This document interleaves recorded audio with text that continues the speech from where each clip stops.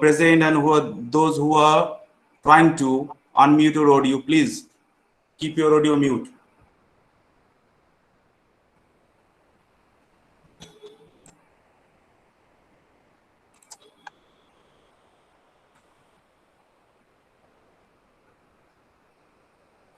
So good afternoon, one and all. So today with us we have Dr. Shorit Bhattacharya as resource persons. Sorita, can you hear me? Am I audible? Yes, I can, Tanu, I can. Thank you. So welcome to this online lecture series, and on behalf of the Department of English, Midnapore College, I welcome you to this online lecture series, and I welcome all the participants who have joined today's session. So it's customary to introduce our respected speaker to the audience. So that's why Dr. Shorit Bhattacharya is a lecturer in Postcolonial Studies at the University of Glasgow, UK. Please, so it's a request to all the participants to keep your audio mute, please.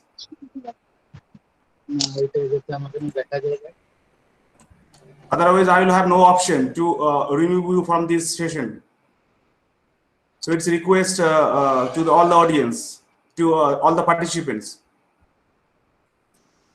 So, Dr. Shorit Bhattacharya is a lecturer in Postcolonial Studies at the University of Glasgow, UK. His research interests include postcolonial literature, ecocriticism, transcription studies, Marxism, and literary form. His works in these areas are either published or forthcoming in such journals as Ariel, Textual Practice, Intervention, Irish University Review, and in edited books such as Cambridge Critical Concepts, Magic Realism, The Aesthetics and Politics of Global Hunger, and others. His first monograph, titled Postcolonial Modernity and the Indian Novel on Catastrophic Realism, was published online last month. So Dr. Bhattacharya is a founding co-editor of Chonglap, Journal of Literary and Cultural Inquiry.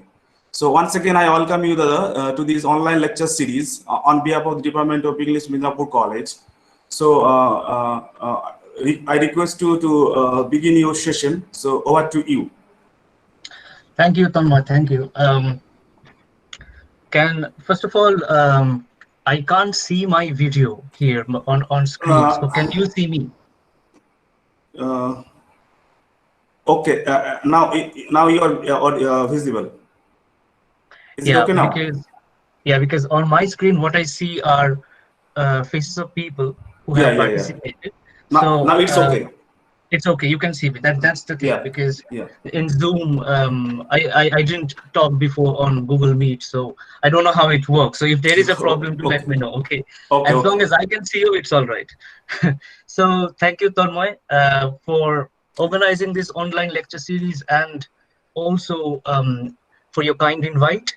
I thank you and Midnapore College and the Department of English for organizing these lectures. So what I am going to be doing today is giving you a talk about post-colonial ecology.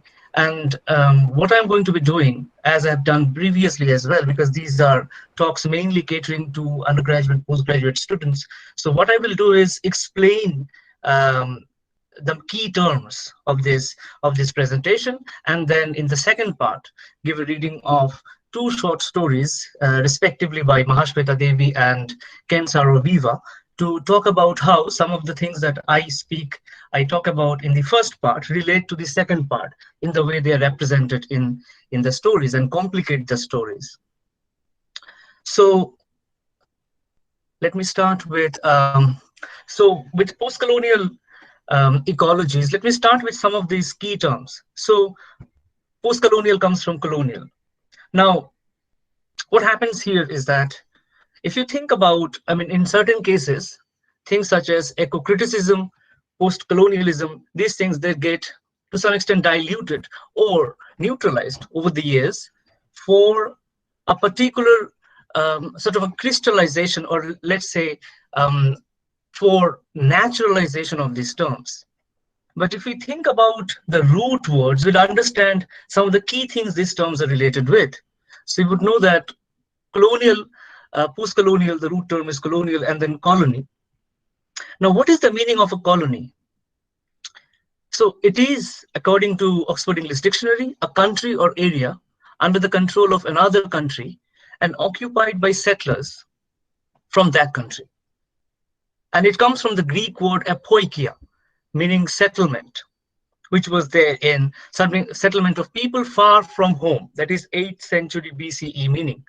And then from there, in the 5th century AD, the Romans have, we see that the Romans have taken the term and they have given a new term called colonus, which means former tenant. So what is colonialism goes far back. But while it meant mainly from people of a particular country going to, let's say the concept of country is very vague here, of a particular territory, going to another territory in search of jobs. There was no, let's say, the formal meaning of jobs, opportunity, survival, and settle there through farming, let's say, through having an understanding of a land that could be tilled, cultivated, etc. So colonialism is actually settlement of a particular group of people, and which retain ties with the land, the original land they come from. How do they retain ties? By maybe like cooking the same thing or giving a few names to a particular land which they remember, renaming. So this is the way that colonial, but what is key about modern forms of colonialism, the last 2 or 3 centuries, the European forms of colonialism, is that because of the rapid change in industrialization, technology, and communication, what we see is that there is lesser settlement, more relation between metropole and colony, where the colony, it becomes some sort of a, let's say, a zone of extraction. From somewhere, trades and resource materials could be obtained, could be sent back to the metropole, new things could be made out of them, and then probably sold to the colonial market. So more of a colony is more of a market, a free neoliberal market. That's the meaning that is coming from. Now, according to these are things that I'm taking from Robert Young's book. Some of you may already know, Empire, Colony, and Post-Colony. Now, there he talks about 2 kinds of colonies: exploitation colonies, where the colony becomes a market, like a land to be cultivated, the resource and to be extracted and exported, and settler colonies, where people go and settle, let's say Canada, let's say Australia, and in that sense, India or Nigeria or Kenya would be exploitation colonies, where the crops, sort of cash crops are produced, be it cotton, be it tea, be it coffee, and in the Latin American, Southern American parts as well. Now, why I say so, to give you an understanding of ecology, is that colonialism and ecological extraction or ecological damage, so to say, or ecological aspects are intimately tied. If you settle somewhere, you end up either owning the land, the concept of owning or possessing, or you are trying to survive by making something out of it. So this is precisely where I believe that colonialism, a study of colonialism or post-colonialism, could hardly be ignored, could hardly be done without a study of the ecosystem, the ecology, or the resources, be it water, they're the basic ones: land, water, food, later on maybe oil. So this is the definition that Eleka Bummer in her book Colonial and Postcolonial Literature gives about for colonialism. So what she says is, colonialism is the settlement of territory, and I quote her, the settlement of territory, the exploitation or development of resources, and the attempt to govern the indigenous inhabitants of occupied lands, often by force, unquote. Now this appears in a book on page 2. So this is the point that I wanted to make in the very beginning, that colonialism cannot be understood without an understanding of the ecosystem that it disturbs, disrupts, or transforms. Now, to come from there to the post-colonial.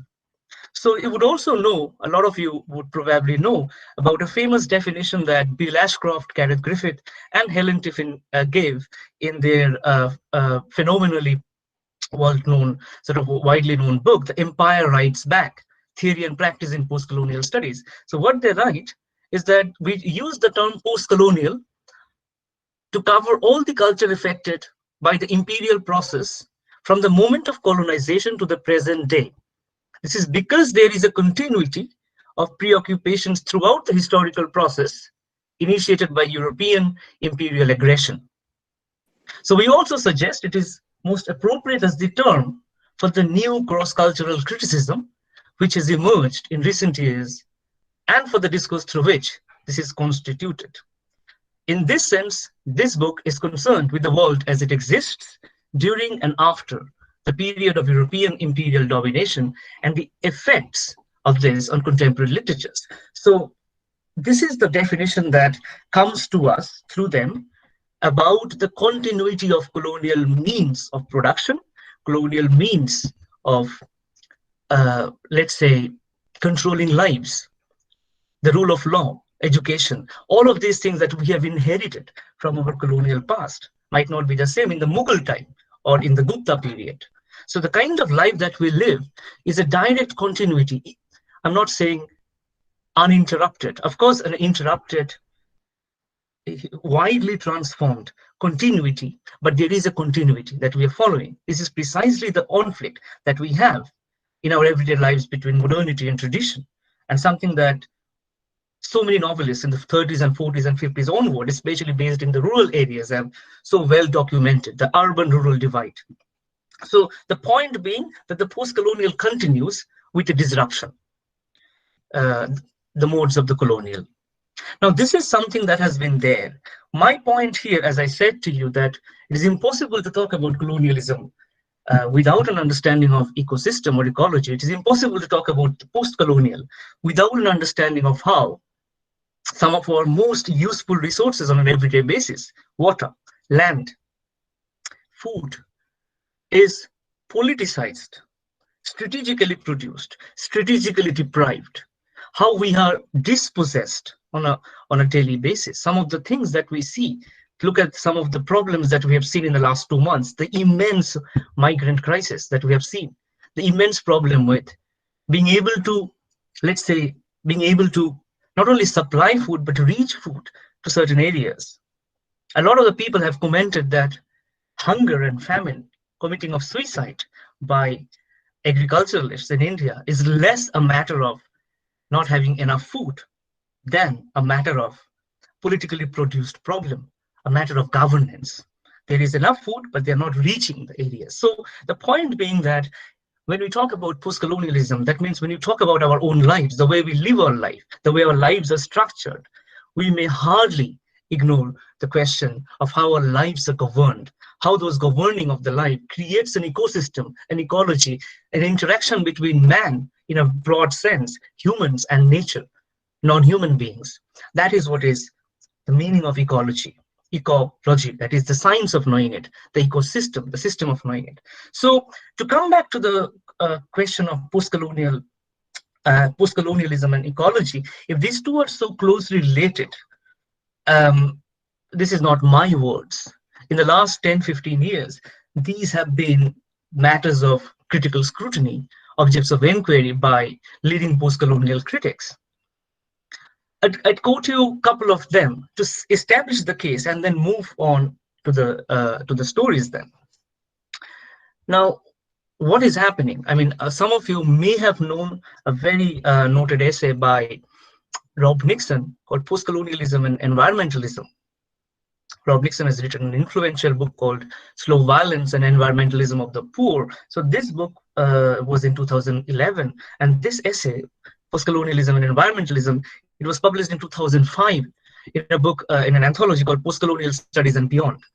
Now, this is where Rob Nixon talks about how both of these fields, environmental studies and postcolonial studies, are so close, and yet they have not been interacting with each other so well. So thanks to them, of course, some of the ideas that I am talking about today go back to some of their studies, of course. And you could go back far back in Rachel Carson, even back in Thoreau. You can go back and recover authors, thinkers, even in the 15th and 16th century, who have shown tendencies or ideas in their writings. Think about, for instance, if you are Bengali, you know probably very well, Bibhuti Bhushan Bandyopadhyay, the novel Aranyok. Now, this is something that I would like to say is that you, in Bengal or in certain parts, let's say the post-colonial parts, our lives and nature are not very far away from each other.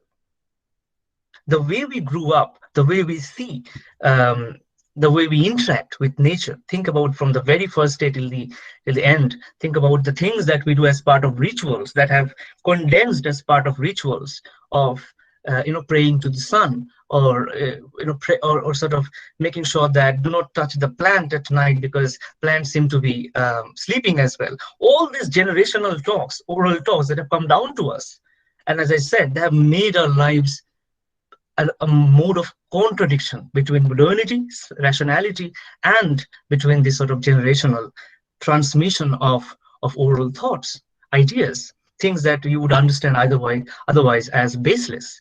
But the way that life is, so this is the point that I want to make. Bibhuti Bhushan might not know of post-colonial eco-criticism. Of course, he might not even, the field was not even there.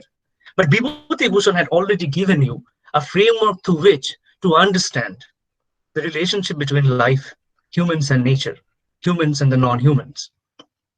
Now, the point is not whether an author talks about it. The point is how they do it. Of course, in plenty of writings, you would find nature. Think about Mongol Kabbo in the Bengali traditions. Think about even far back. What do we, as a writer, what are we even expected to represent? The world outside. The world outside would automatically come. So the point is not if a writer or an artist is representing a world outside. The point is how are they doing it? Are they doing it in the same way every time? Even if we think about Bibhuti Bhushan, is Bibhuti Bhushan doing the same thing in Chader Pahar and Aranyok or Pother Pachali? So these are the things we need to think about when we think about how an author represents the relationship between the humans and the non-humans. This is where, now that we have got a framework of post-colonial eco-criticism, I'll establish with a couple of quotes again, then we could take some of these ideas and think about how some of our own more local writers, or even global writers, represent the relationship between, let's say, humans and the non-humans, a broader form of nature. So the particular framework that I do, I'll talk about it, and I can explain it if later on we have time for Q&A, etc. So here is listen to what in this book, Postcolonial Ecocriticism, Graham Hagan and Helen Tiffin, they define the term postcolonial ecocriticism and what should literature do at this point of time. What are we supposed to do? Is not taking care of nature a part of policy and science? Of course not. We are interacting on a daily basis. So how is it that literature then represents the way we interact with nature on a daily basis? What is the role of literature and art in all this? So this is what Graham Hagan and Helen Tiffin write in their book, in the introduction. This is on page 6. Postcolonial studies, and I quote them, postcolonial studies has come to understand environmental issues not only as central to the projects of European conquest and global domination, but also as inherent in the ideologies of imperialism and racism on which those projects historically and persistently depend. Not only were other people often regarded as part of nature and thus treated instrumentally as animals, but also they were forced or co-opted over time into Western views of the environment, thereby rendering cultural and environmental restitution difficult, if not impossible, to achieve. Once invasion and settlement had been accomplished, or at least once administrative structures had been set up, the environmental impacts of Western attitudes to human being in the world were facilitated or reinforced by the deliberate or accidental transport of animals, plants, and peoples throughout the European empires, instigating widespread ecosystem change under conspicuously unequal power regimes. So this is the kind of relationship that I was talking about, that colonialism was actually an instrument of extracting either resources or people, uprooting them from one place and restituting them into another, where the restitution itself is a very difficult thing because you are uprooting cultures and traditions there as you are uprooting bodies and resources. So this is something where colonialism, which has been more dominantly read in a more cultural framework, in a more textual framework, needs to be sort of compared, sort of brought into the fold of the environmental, the ecological, and the economic aspect of it. Colonialism was an economic, a production-related system, a system of producing values and surplus. I would not go much into this. To come back to Graham Hagen and Helen Tiffin's understanding what they add later, what is the role of postcolonial eco-criticism then? I quote them again. Postcolonial eco-criticism preserves the aesthetic function of the literary text while drawing attention to its social and political usefulness, its capacity to set out symbolic guidelines for the material transformation of the world.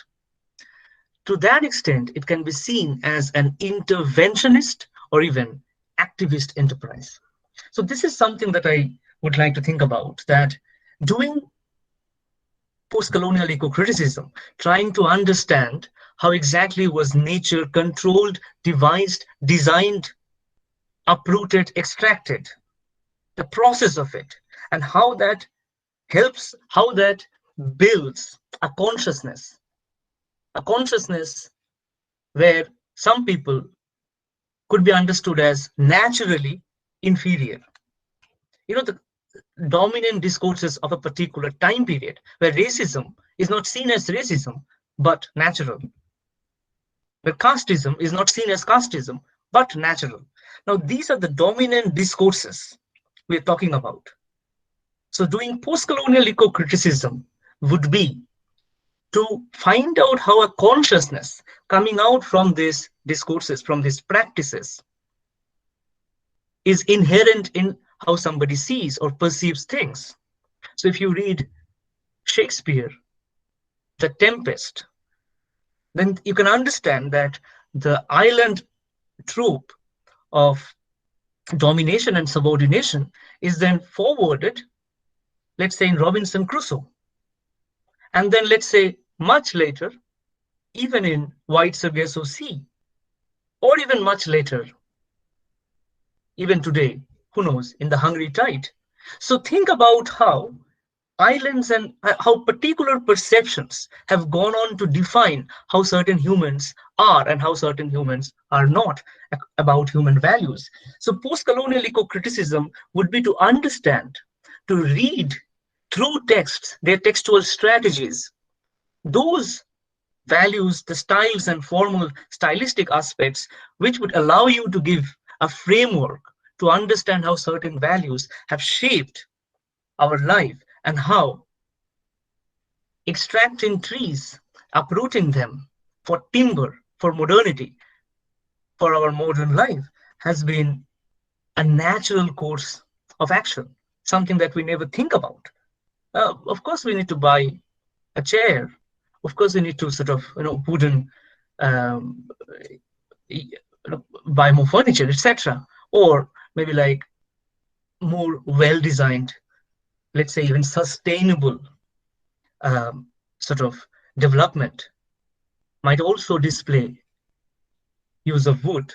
And now, why I say so, keep coming back to wood and trees, is that deforestation is probably a most iconic aspect of modernity and development, as well as colonial forms of extraction.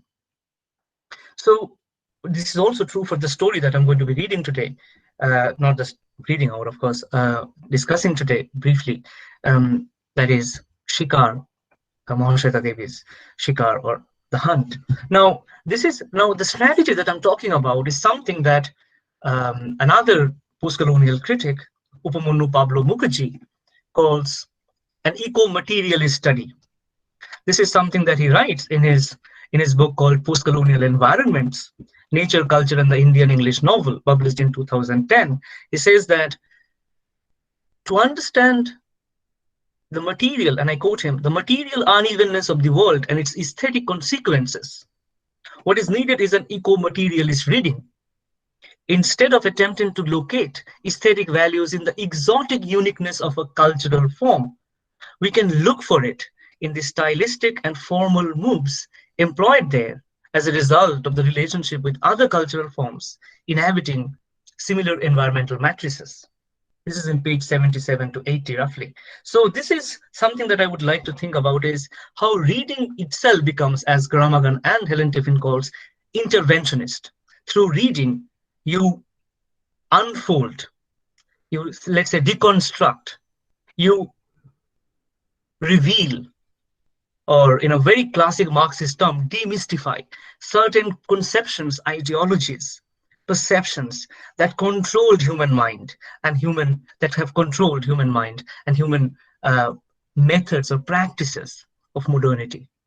And that is the thing that reading allows you. So this is something I wanted to talk about and move on to these stories. Of course, I do not have a lot of time to talk about these stories in details, but point being that if you have this framework, it would allow you to read much more from there and from your own interests. That is the point that I would like to make with this introduction. About Mahasweta Devi's, this is the second part of the talk and will be like shorter than the first one. About Mahasweta Devi's story, Shikar, or The Hunt. Mahasweta Devi and Ken Saro-Wiwa, both of them are noted activists and writers, or writer activists, let's say. One is from India, another is from Nigeria. So Mahasweta Devi, to a Bengali readership, is definitely very widely known. She has been translated by leading post-colonial literary critic Gayatri Chakraborty Spivak, called Imaginary Maps, and she has been translated widely into English by a number of writers and critics and academics, published mostly by Seagull, and you can find out about Devi. So this particular short story, Shikar, or The Hunt, so I read Shikar in Bengali, of course, much before, and probably called Mahasweta Devi Choto Golpo Sankalon, sort of collection of stories selected by the author, handpicked, so to say. And then I saw it again, like it was translated in Imaginary Maps, so I read it again. So point that I want to make is that if you know the story, this is a story about the Orao tribe. So this is a story about Mary Orao. What happens here is that Mary is born as a bastard. Let's say this is a story that is set in 1950s or 60s, let's say, late 50s, because the story starts with this idea that the British have left, but there are timber plantations going on, and the Indian bourgeoisie or the Indian state have now that sort of seized it, and the same thing has continued, sort of the trees being felled and widespread deforestation going on in the name of modernization and modernity, and the impact of it on the tribal community, on the peasants around that. And this is in Mahasweta Never, so it's in Daltonganj mostly, and the Kuruda village, the Tohri, these are some of the specific names that come out in the story to sort of set it geographically. But it would not be wrong to read it as any story in India, as any story of marginalization and deforestation in India. So there are three particular things going on here in this story, in my reading, in a brief reading, in the way that I have framed it.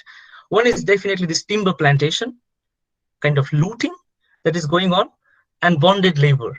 This is the first strategy that I think Mahasweta uses to give us an understanding about how colonial framework of extracting resources in the name of modernity have continued in the post-colonial state. Now, this is something we have to think about, that we are all complicit in it. It is not that we have not thought about it. We are like virtue signaling, so to say. We are holier than thou. We are implicated in it, as is Mahasweta. what she tries to do is to remind us that we are implicated in it. The guilt that could be also used as a productive force for change. So the way the mainstream that Mahasweta keeps telling us, the mainstream, and we are the mainstream, we know about what is happening in our country, and the margins that we don't know about, the margins that we don't talk about more often, be it tribals, the Adivasis, the Dalits, the Muslims, the margins and the peripherals. I think what Mahasweta says in her stories about Adivasis is more peripheral, much more peripheral than even certain more marginalized groups. People that we don't see, they're invisibilized by the state, or probably in some cases demonized, that they're the obstacles to modernization and progress. So what is happening is that this is the framework that she gives, that the same framework that once told us that we Indians are barbaric or we Indians are against progress, the same thing that now that certain Indians are for progress, certain Indians are against progress. So this is the same topic, the same logic of progress and development that we are following. And that is a reminder that Mahasweta gives us, that we have just continued in the way. There are ruptures, but we have continued. The other thing that she shows in the story is a notion of a communitarian life. What I mean by communitarian life is that Mahasweta does talk about in a number of her sort of prefaces or essays, and of course in plenty of her short stories, that tribal life is socialized, social. It is very ethos. It is not property oriented or capitalistic. It is dependent on more of a communal bonding and gathering. And throughout this story, we see that that the honor of woman, and it is a story of Mary Orao, gender and let's say communitarian life, they are not at a sort of a clash with each other.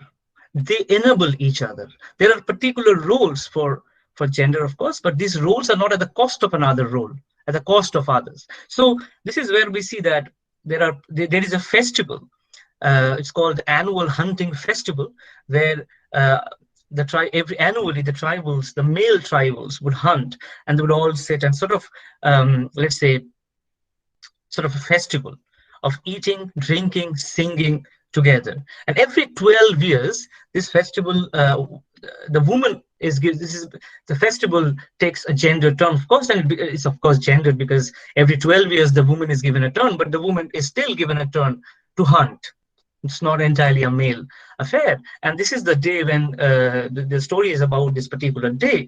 Later on, it comes to this day, of course, that when Mary is also taking part in the hunt. But what happens in between is that she was working in a let's say a bungalow, which was a colonial bungalow, now taken over by the Prasads from Ranchi. And there she was working.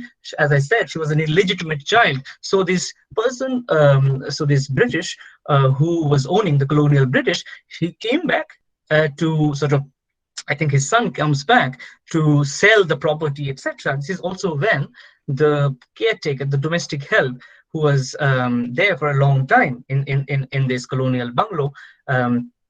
So this British colonial, or the post-colonial, so he then has sexual relationship with this woman, the caretaker, and then Mary is born. By the time he leaves this colonial British, he has left for Australia. So Mary is born slightly more, let's say, the description that comes from Mahasweta is copperish, but glowy. So this is not exactly the color of the Oraos. That's precisely where she is an outsider. She's not entirely into the fold. They don't trust her. But at the same time, they also think that she's brilliant, and she is. She's very hardworking. She's fierce. She's strong.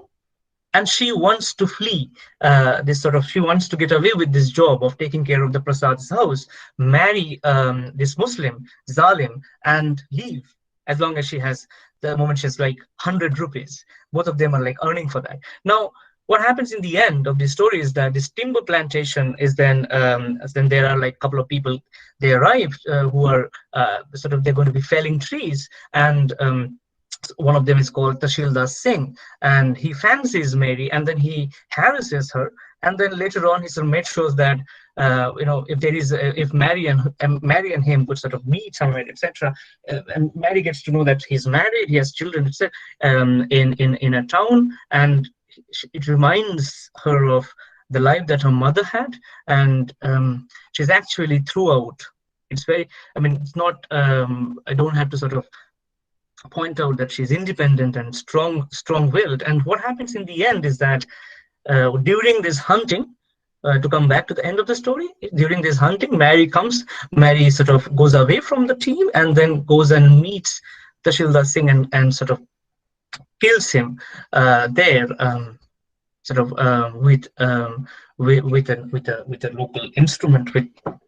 So the point being that the short story ends with sort of resistance to violence. This is the third point that I wanted to make here, that violence is key to this story, sort of returning with violence.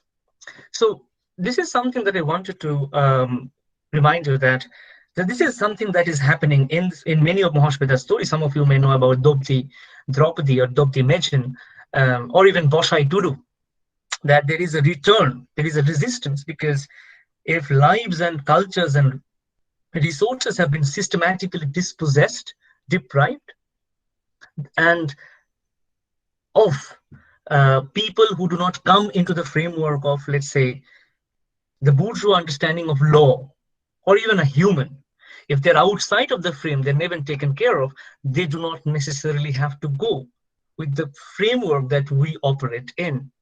Most of these violent acts that we consider violence would rather come from the margins, be it the Santal Revolution or the movement, however you call it, be it the Birsa Munda, the Munda one, be it later on, even much of the 1857 rebellion was enabled by events leading to it from the 1830s onward, especially mostly from the tribal world, so to say. So the point being that Mahasweta was later on asked that she glorifies violence, and this is what she talks about in an interview with Gayatri Spivak that was also published in Imaginary Maps. And I'll read out a little section there to give you an understanding about Mahasweta's sort of why she sort of wrote about this, sort of ended the story in this way. So, right. So this is what she says. The tribals, and I quote her, the tribals and the mainstream have always been parallel. There has never been a meeting point. The mainstream simply does not understand the parallel. As long as the forests were there, the hunting tribes did not suffer so much because the forests used to provide them with food, shelter, timber, hunting. But now that the forests are gone, the tribals are in dire stress. Unquote. Now, this is coming from somebody who has lived with tribals in different parts of India, with tribals and the forest people, so to say, for years, for decades. So some of these insights are coming from let's say, her ethnography to life or her literary activist life from the periphery. Now, this is also something that, yes, that she says. Consider this particular framework where she puts notion of violence.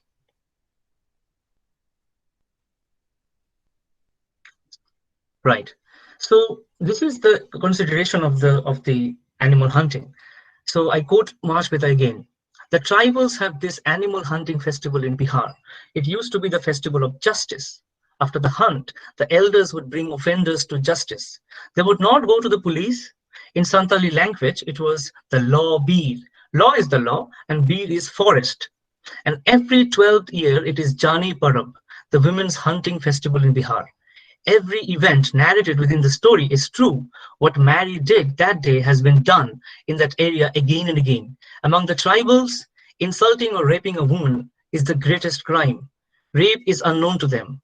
Women have a place of honor in tribal society.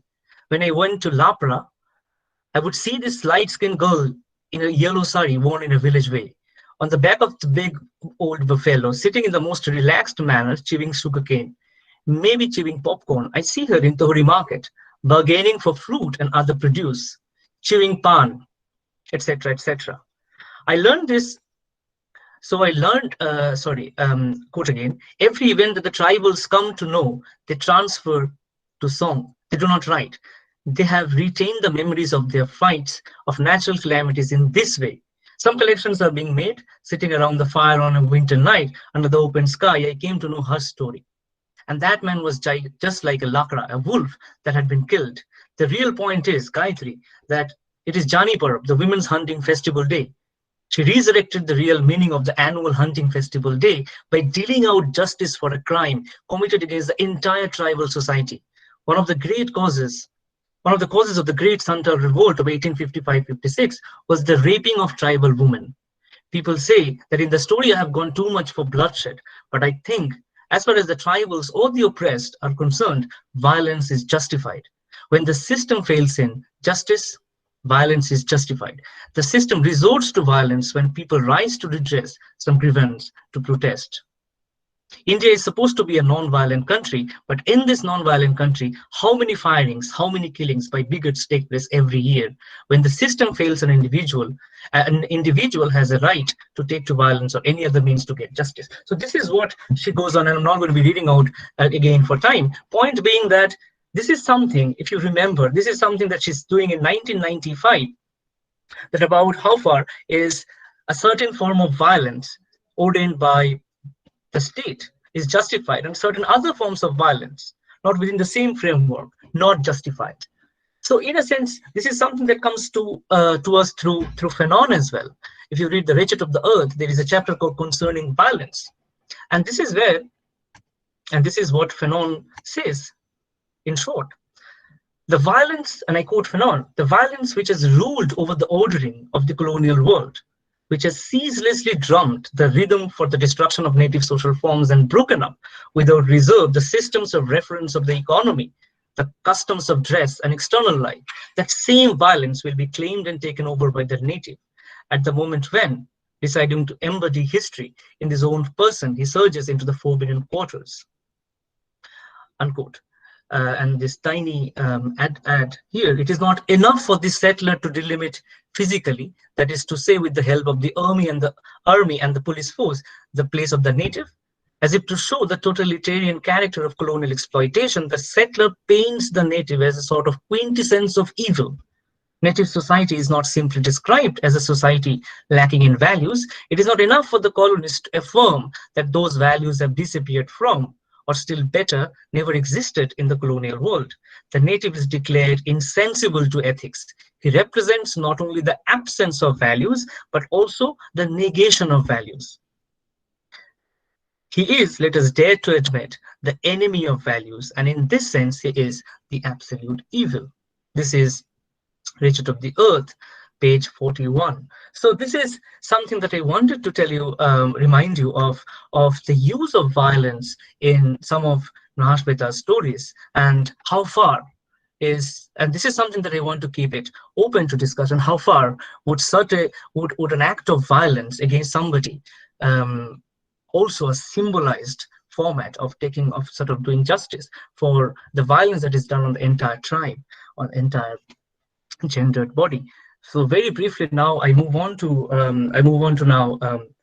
the other story, Africa Kills a Son. I'll be very brief here.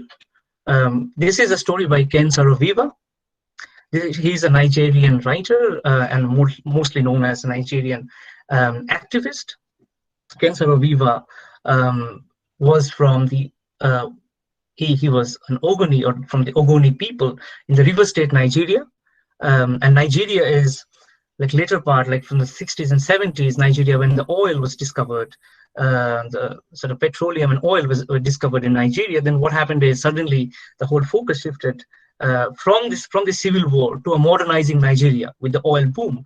And oil was found as it is in the peripheries, in the most deprived areas, poor areas, and the violence that oil always associates with in terms of its extraction, the violence on the resources, on soil, and also the atmosphere, the pollution that it creates.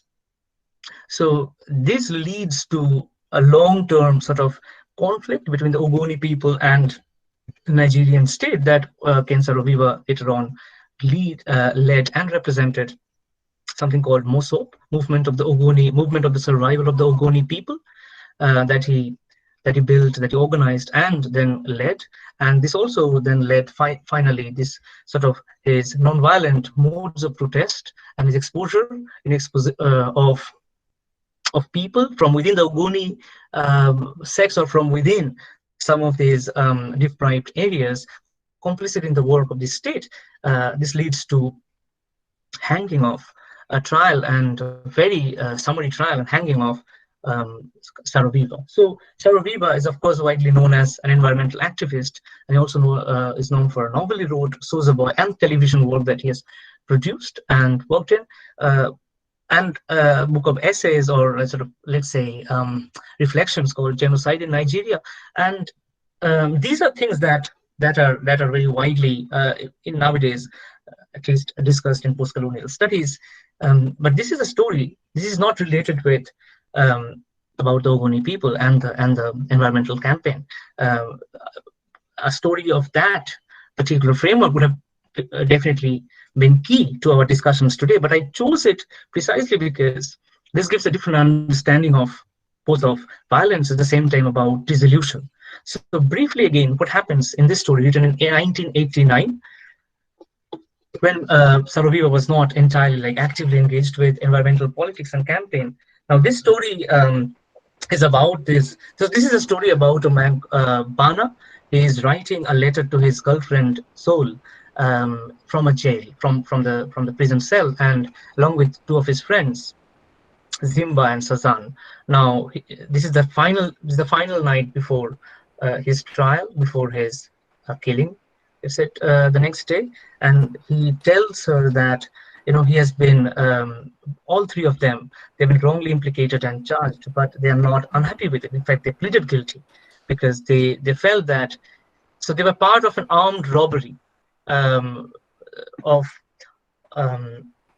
government property that would then, the point was for them that they were so tired of the bureaucratic corruption and looting of the government by, let's say, fair means, that they wanted to sort of seize things from the government and then distribute it to the public. But this was all done with senior police officers being involved in it. So this was all going through all right, but one day there was some miscommunication, etc. So they were caught, and they decided to plead guilty in order to save the others. That is what he says in this letter to his girlfriend, school time, one long back girlfriend, about how the entire story is in an epistolary format, letter written to somebody else. And what happens in this story is that he reminds us about how society, post-colonial Nigeria, where it has gone to, corruption that is endemic to a post-colonial state, and then the kind of values that it produces. So I'll just quickly read out a couple of sections and then conclude my talk.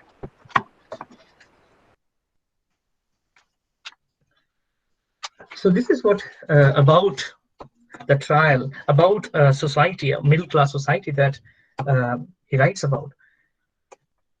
You must have seen that in the papers too, and I quote from the story. We saw it thanks to a bribe-taking friend, the prison guard, who sent us a copy of the newspaper in which it was reported. Were it not in an unfeeling nation, among a people inured to evil and taking sadistic pleasure in the loss of life, some questions might have been asked.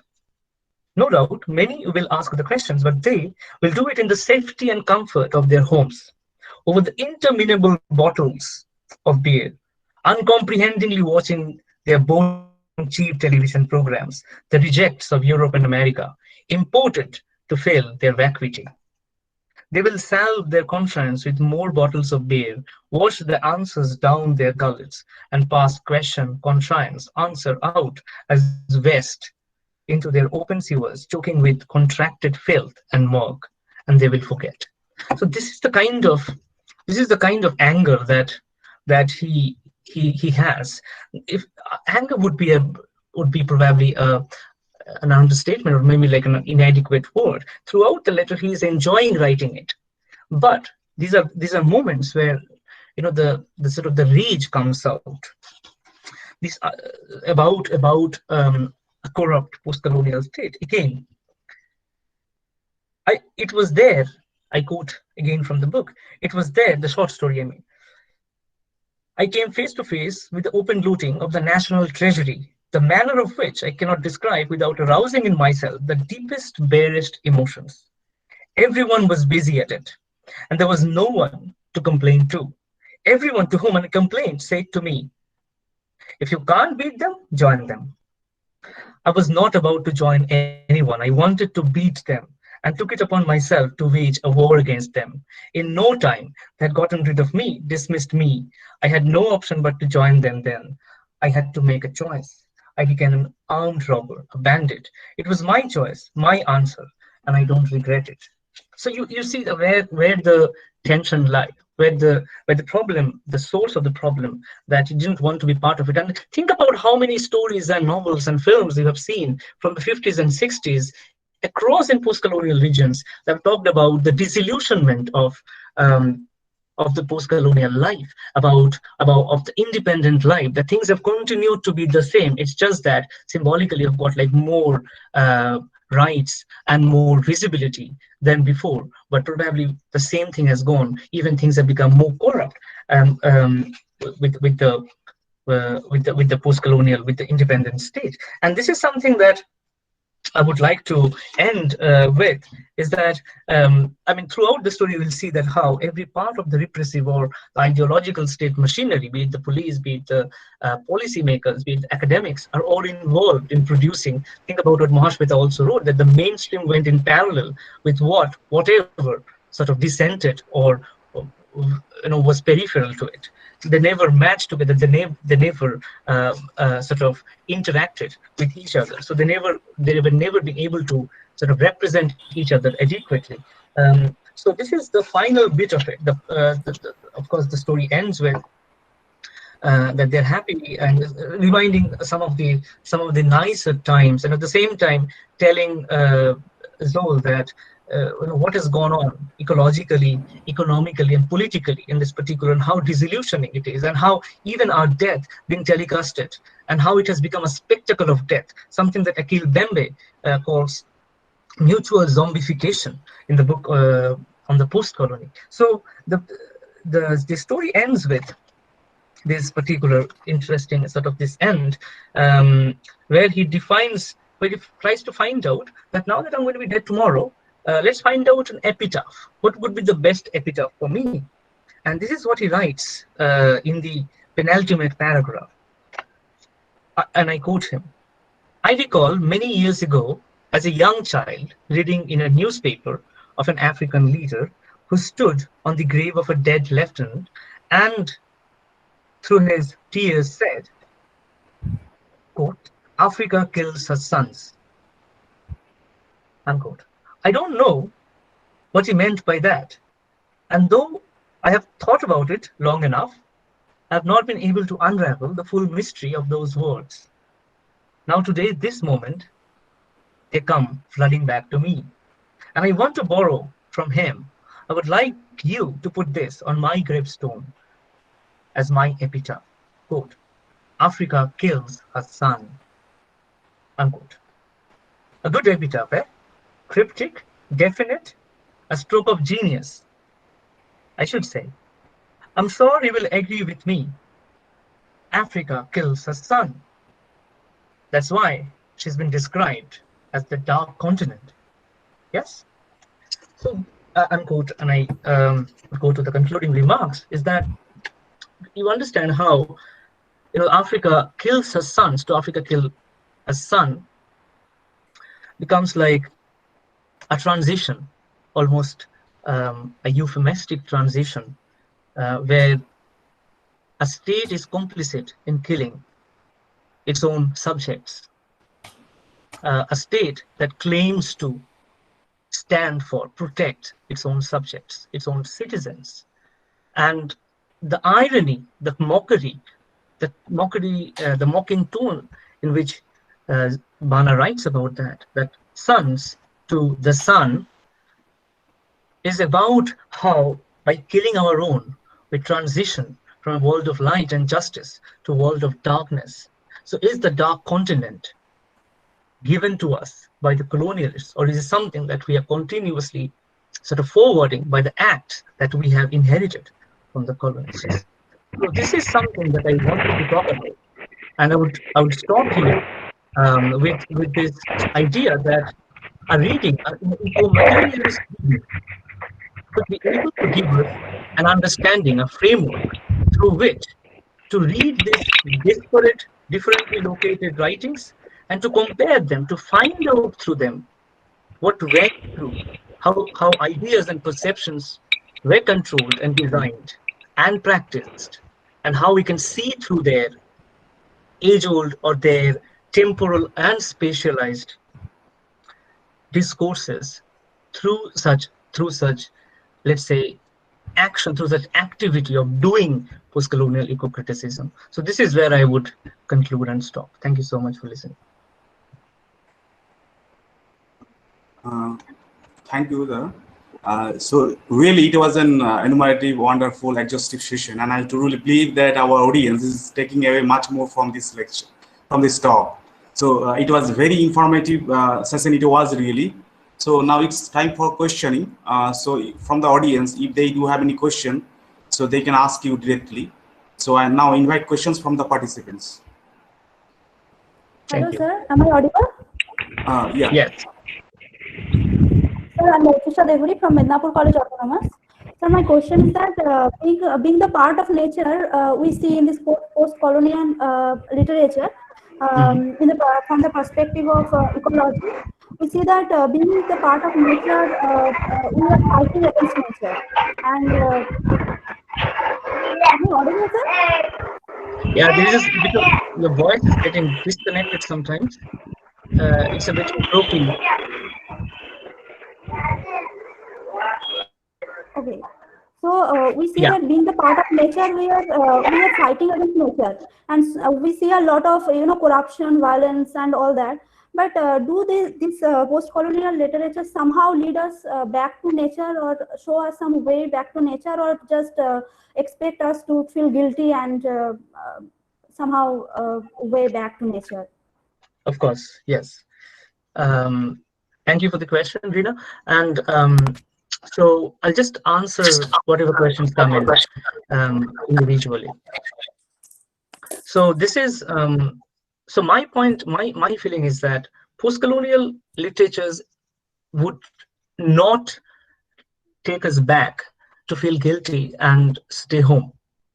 I think an understanding of nature has been there in literature from the very day literature itself was born.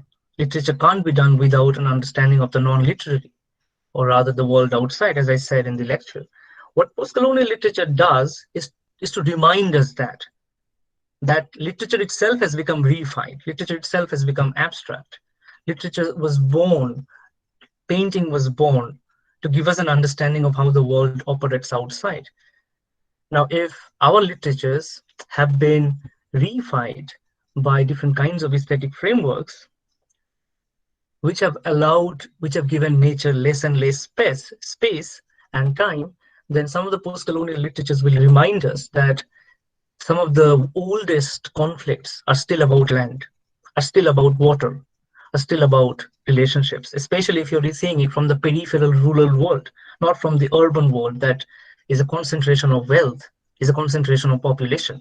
In India, for instance, 72%, I think, the last census, 72% of the population, that's 800 million, more than 80 crores and 90 crores, live in villages. And our literatures have continued to become, our cultures have continued to become urbanized. So does it reflect India's identity much more sincerely? The question is not authentic. The question is, what is the identity that we are proposing through literature? I think post-colonial literature, if it is a literature coming out from the rural and the agricultural parts, which still continue with the system of colonialism and with the system of subordination and domination much more prominently, then the literature will have to show, to sort of return our gaze to some of the things that literature started with in a more pre-colonial, if there is a term called pre-colonial setup, or even like how we interact with nature from the peripheral world. This is precisely what, to my meaning, literature does in these texts. Thank you. Okay, sir. Thank you, sir. Hello, sir. Yes. Sir, I have a questions. I'm saying these questions, and it's a really awesome lecture. I have heard you earlier in skill also. I'm going to ask you the questions. So we are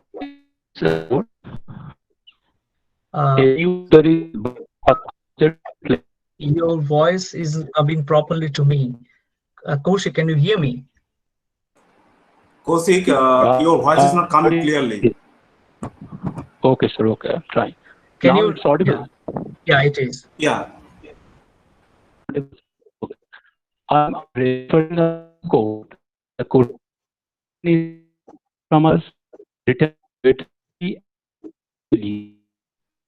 Yeah, unfortunately, I can't hear Kaushik, you. yeah. Kaushik, it's Could you type your question? Quickly type. Your voice is not clear. So you can do one thing. Just message that in the chat box. Your question. Okay. Okay. That will be Thank better. you. Thank you. Yes.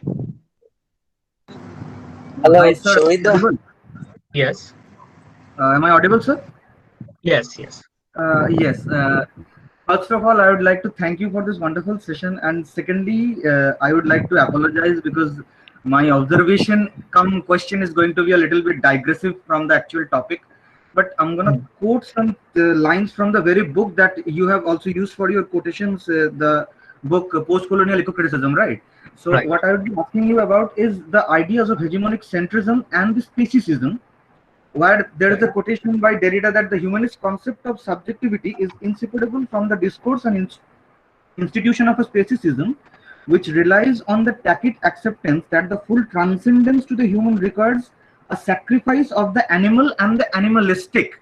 So I would like to know your comment on that, that whether the postcolonial literature and all these things are doing enough to take over in this thing called that post-Anthropocene or something. Do you feel that, or even the stories that you talked about, that what I felt is, to a certain extent, this hunting idea, I'm not going to say that it is valorized, but still there is a certain sense of negation of the non-human or the animalistic. Right. So I would like to know your ideas on that.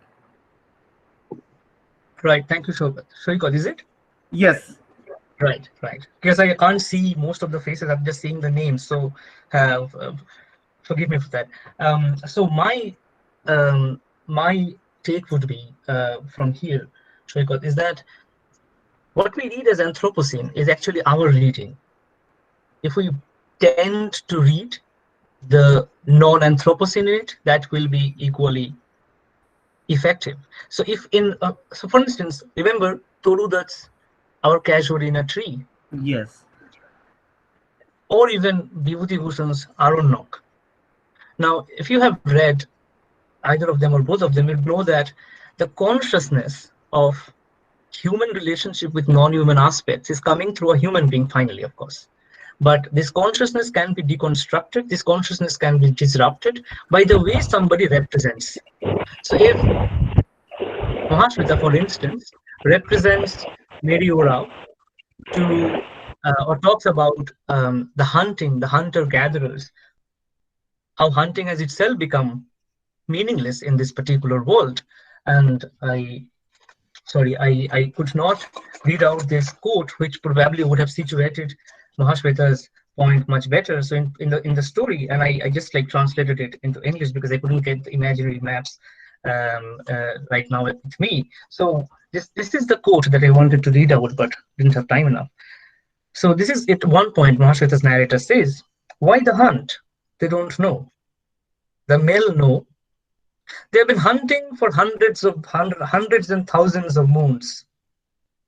There were wild animals in the forests.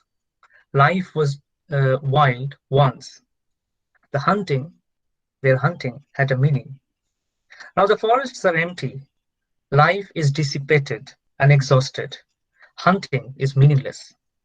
Just a matter of a day's joy." That's the quote, how the quote ends. Of course, you could always read through the word joy, anando, it would also be like a festival, like a ritual, the humanistic part of it, the human-centered part of it, that killing animals is a joy.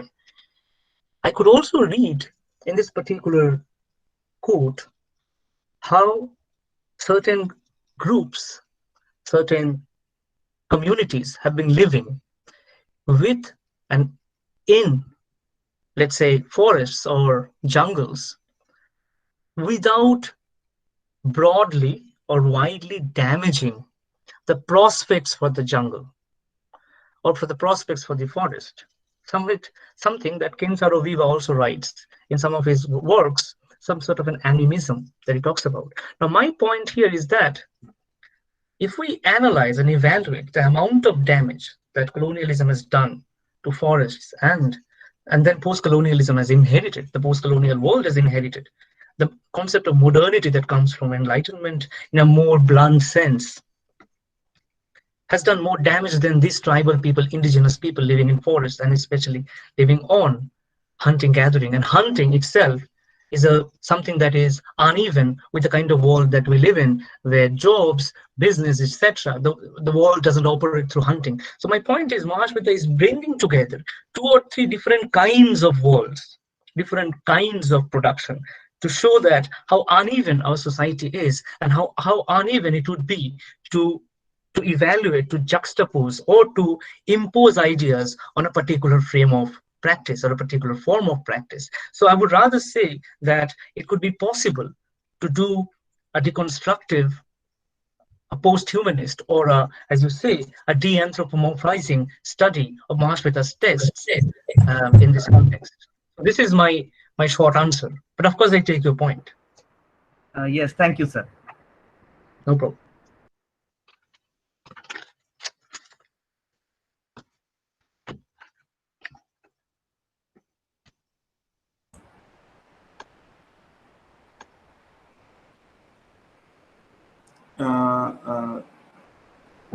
Shorida, in the comment box, Right. Kaushik Banerjee has written the question. He was trying to ask you directly. Okay, can you read some of the, yeah. I can't see, yeah. Yes, am I audible, sir, now? Yes, you are. Yeah, audible. Yes, sir. My question is that your lecture was really fantastic. I have also heard you earlier in SW. So my question is, we are tired of trees. Right. Hughes and Guterres says in a book, 1,000 Platters, that we should stop believing in trees, roots, and radicals, for they have made us suffer too much. So is deforestation is the outcome of this arboreal politics? It's accepted arboreal politics. Even Trump is coming outside of green revolutions, even quite dissociate himself from that Paris Agreement for the development of ecology. Even Putin is taunting Greta Thunberg. Is it a clear view that they are going towards ecological materialism? Is it a quite view? It's giving us that view. Even that Draupadi in Mahasweta Devi's Draupadi, when Senanayaka they are uprooted, the local peoples are uprooted. It is a kind of rape of the people. Rape of the Draupadi is yes, there is, but it is rape of the people. So what is your take on it? Is it deforestations, ecological materialism? They are not thinking about ecology. So what is your take on this? What do you tell in post-colonial perspective? What your take, please, sir? Yes, thank you, Kaushik. I have whatever I have gathered from. So whatever I could understand is that from your question, if I'm wrong, just like correct me, that deforestation and ecological materialism. Now, ecological materialism is something that I read differently. So I would like you to sort of explain the term a little bit, if it's possible. So are you saying, if I'm reading you correctly, because answering you would be wrong, would be incorrect if I understand you correctly. So are you saying that deforestation has been the mode through which colonial and post-colonial governments have worked, be it in India or be it neoliberal governments such as the USA or maybe like somebody else in elsewhere? Is it the thing that you? Yes, they are heading towards that ecological materialism, even not caring. Even the main motto is ecological discussion, but they have in mind their ecological materialism, and they are discussing ecology. So they are dissociating themselves later, even signing up for that. Okay. Right. That's great. Thank you, Koshin. So my point here is that I think in the last, this idea of climate emergency, climate crisis, this is not again a European invention, right? What is Greta Thunberg is doing is absolutely commendable, but at the same time, we would know that plenty of what is known as the fourth world nations, indigenous people and forest people, have been protesting in different parts of the world, not widely known, precisely because they are not to be represented. These are not people, these are not voices, these are not claims that the state can represent, because that would be against some of the ethics and the values that we as statist subjects within the framework of the state. Of course, other people are, peripheral people are as well, but we have more values, we are more human, so to say, than some others. Our deaths are more grievable than some others' deaths. So this is something that has come into the framework of our life through an inculcation of values that goes back to colonialism. So point being that the colonial world has ended, but a lot of the people, especially from the Marxist framework, would continue to say that it's not about only colonialism, it's the capitalist colonialism that is holding our conception, that is holding our perception and values. As long as capitalism will continue, deforestation and modernity will be the modes. Now, point is not whether capitalism is sustainable or capitalism will be replaced by socialism, and socialism is more viable and sustainable. These are things that more discussions and more thoughts need to be put through. But point being that deforestation, if it had been the framework of doing colonialism and modernization and urbanization and modernity, then post-colonial states and neoliberal states will continue to do so. The response that post-colonial literature gives to it is a response where we understand that they are reminding us that land is something that has been systematically stolen from them. So there is an essay by this is an essay called "Decolonization is Not a Metaphor" by Eve Tuck and K.O.N. Yang. It was published in 2012 about indigenous land rights activities and how the whole point was that any movement of decolonization must start with returning land to the indigenous communities.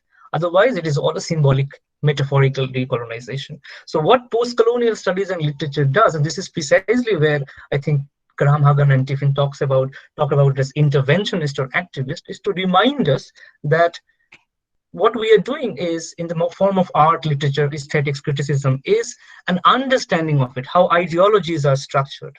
Until and unless this kind of giving back land to one, like we got back land from, let's say, Britain in 1947, some other people need to get back their lands from some of us, maybe. So until unless that happens, a proper decolonization could never start, and all literature could do is to remind us that it needs to start. So this is what I think post-colonial literature and criticism does in short.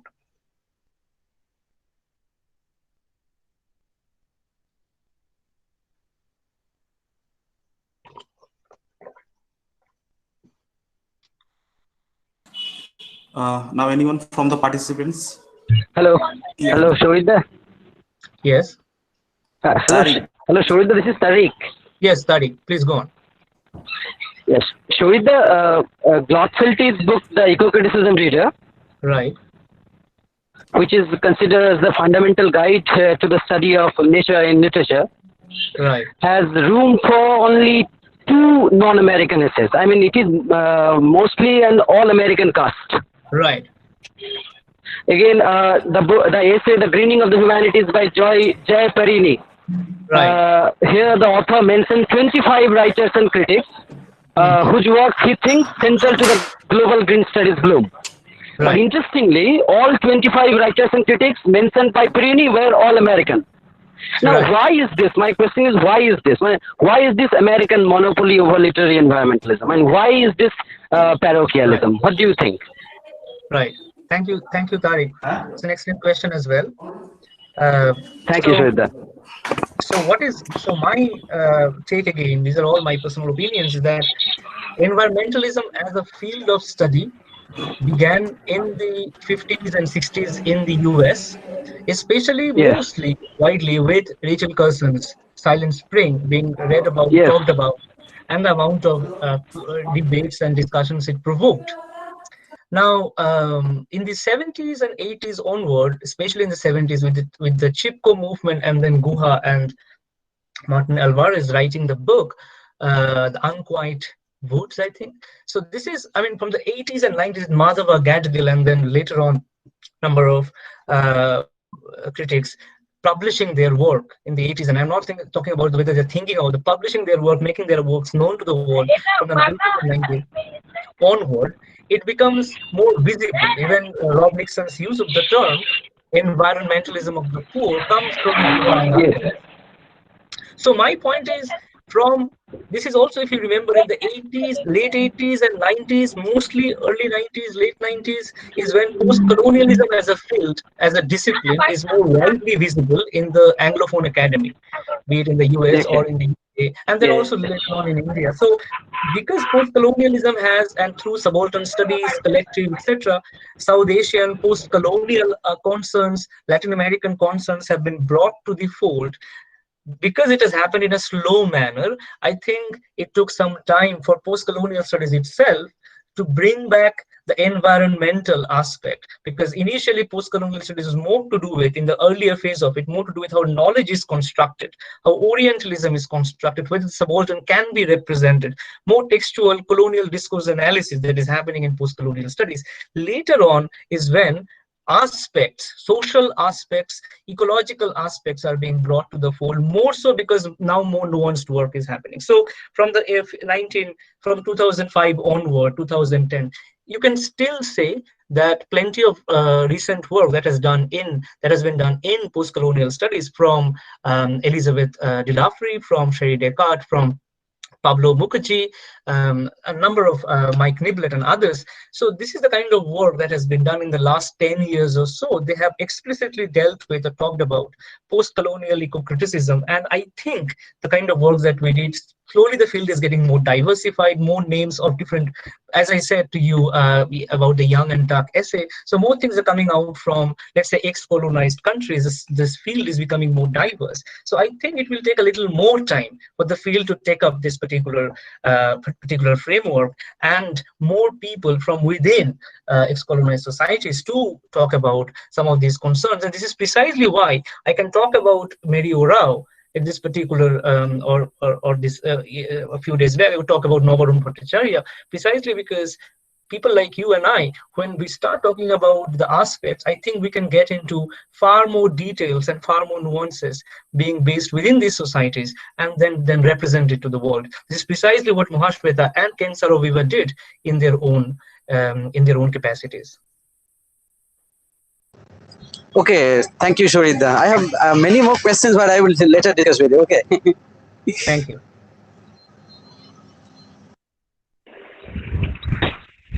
Yes. Hello. Sir, if you kindly suggest some books for the students to begin with this subject, this area. Right.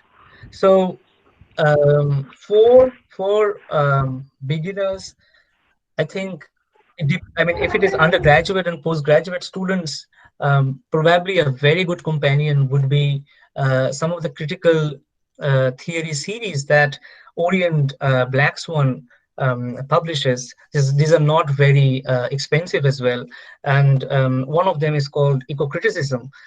This gives you an understanding of how things have come out, how sort of the movements, theory, the implementation of theory in literature, and then some of the discourses. And this is published. This is written by an academic from IIT Madras, if I'm not wrong, and then published in a relatively affordable price. So what happens is this will give you a good understanding, like especially with undergraduates and early postgraduates. And for people interested in slightly higher and advanced. And then there is a book by, of course, there is a book called Ecocriticism itself, by Greg Garrett, and there are plenty of books in this, as Tariq mentioned. Glotfelty, Cheryl Glotfelty came out with a book called Postcolonial Ecocriticism Reader. Now these are in ecocriticism, Glotfelty's book, and then Garrett's book as well, Greg Garrett or Greg Gerard, however you, and then you have more alignment towards post-colonialism and ecology in ecocriticism. That is what I refer to in Graham Hagan and Helen Tiffin's book. It is called Postcolonial Ecocriticism. Then Rob Nixon's book called Slow Violence and Environmentalism of the Poor came out in 2011. Then Pablo Mukherjee's book called Postcolonial Environments, Nature, Culture, and the Indian English Novel. Now, there are plenty of books after 2010 that have come out, but I think the book that I referred to in the beginning, from the critical theory ecocriticism, that will give you an understanding about how, what is the strand that post-colonial ecocriticism does, especially for undergraduates and postgraduates. And then somebody, if they're interested in research, these are some of the books that they can start with. Thank you. So now we can wrap up this session, with a formal vote of thanks, and that will be delivered by our student of PG 4th semester.